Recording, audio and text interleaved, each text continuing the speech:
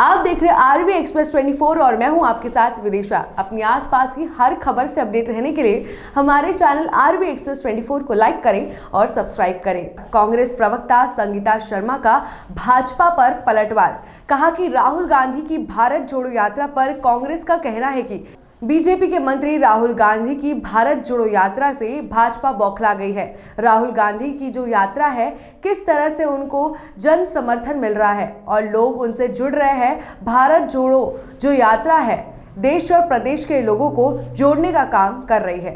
देखिए, भारतीय जनता पार्टी राहुल गांधी जी की भारत जोड़ो यात्रा से बौखला गई है और आप देखेंगे कि उन्हें जन समर्थन मिल रहा है, लोग उनसे जुड़ रहे हैं और भारत जोड़ो यात्रा जो है वो देश और प्रदेश के लोगों के लिए बहुत ही फ़ायदेमंद है और देश को जोड़ने का काम ये यात्रा कर रही है। राहुल गांधी जी का उद्देश्य है कि जनता जुड़े और ज़्यादा से ज़्यादा देश का माहौल अच्छा हो, क्योंकि आप देख रहे हैं कि देश के अंदर आज नफरत फैलाई जा रही है, देश के अंदर घृणा फैलाई जा रही है, देश के वातावरण को दूषित करने का कार्य किया जा रहा है। उसी को लेकर ये यात्रा चल रही है और यात्रा को जन समर्थन मिल रहा है। इसी से घबराई भाजपा अनर्गल बयान देने लगी है।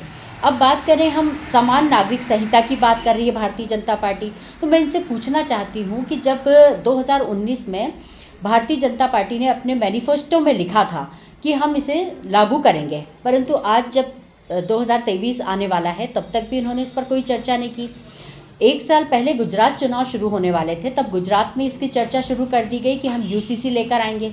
अब गुजरात चुनाव क्योंकि चल रहे हैं, ठीक ऐसा ही मध्य प्रदेश के अंदर भी है। मध्य प्रदेश में भी एक साल बचा है चुनाव को विधानसभा के, और एक साल पहले मुख्यमंत्री जी ने घोषणा करना शुरू कर दी, मंचों से बड़े बड़े बयान देना शुरू कर दिए कि हम यूसीसी लेकर आएंगे। अब जब यूसीसी लेकर आना ही था तो आपके पास 18 साल कम पड़ रहे थे क्या? आप 4 बार के मुख्यमंत्री हैं, आपने 4 बार से ये क्यों नहीं सोचा?